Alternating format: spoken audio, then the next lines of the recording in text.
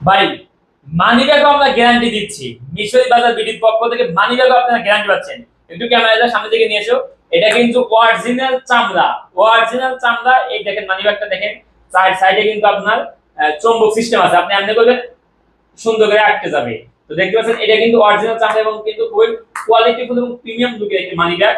এইখানে কিন্তু আপনার দুইটা মোবাইল রাখতে পারবেন একসাথে, এখানে একটা মোবাইল রাখতে পারবেন, এখানে একটা মোবাইল রাখতে পারবেন।